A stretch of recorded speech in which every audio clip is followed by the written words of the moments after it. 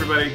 Hey, everybody. Cory and Abby, we're back. You thought you could get rid of us in our video scrolling through your LinkedIn feed, but Abby had a 2-week hiatus. Yeah, I was out on my honeymoon. It was everything I dreamed it could be, but we're back. And I took the 2 weeks to avoid shooting any videos. But we thought a topic that would be interesting to talk about that came up really over the last few weeks here is around the structure and approach to the interview. Mm-hmm.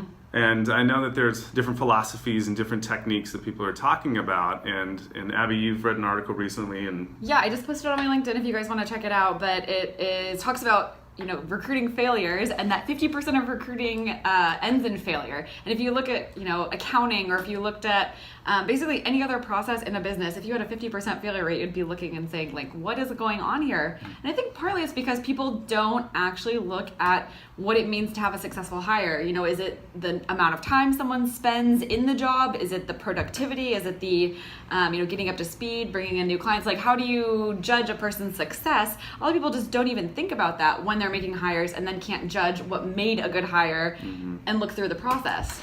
So there's the traditional approach to an interview, and I think there have been new techniques that came out, behavioral style questions, situational, tell me about a time, which I think can get at good examples and the approach that a candidate can take, but how much information are you getting out of that? And yeah, it's always past looking, and you want to know how they do in your job with your successes. Right.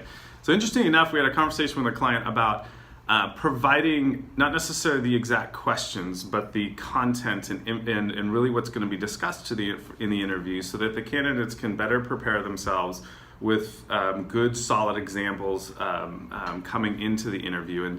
And I think on one side we can think, well, that's it's cheating. It could be cheating, and it could or you get that very stiff, canned answer. Right. I have prepared my speech. Right, and it could be not you don't feel like you're evaluating somebody on how well they can think on their feet and give it a direct question right then. And I think for some roles that makes sense. I think we talk about sales positions or something where you really need to be able to articulate something and not having time to prepare. But does that work across the board for all positions? And if somebody has a better chance to really tell you more and give you a good presentation on an example about in HR about developing culture, well then as the interviewer you have more time to drill down and really understand their approach and style and everybody, and then you'll get potentially more out of that candidate, understanding are they going to be the right candidate. Yeah, and then you're not evaluating them on how good they are at talking, which in a lot of roles is not the main part of their job. Yeah. So yeah, we were big fans. We think it's going to be a really interesting experiment for us, and hopefully when we got some feedback from candidates, they seemed to have liked it. Yeah. So another option I heard from a candidate was they provided the questions 15 minutes before the interview so the candidate can look at it. So there's 3 different options. You give them everything ahead of time, you give them maybe just a few minutes beforehand, or you don't give them any kind of prep at all.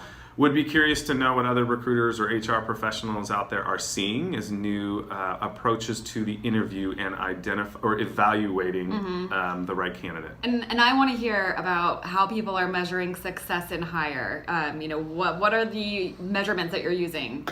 Because that is really fascinating that no one is keeping track of any of that. But we're back, and follow along, #humanjobsearch, and we'll see you next week.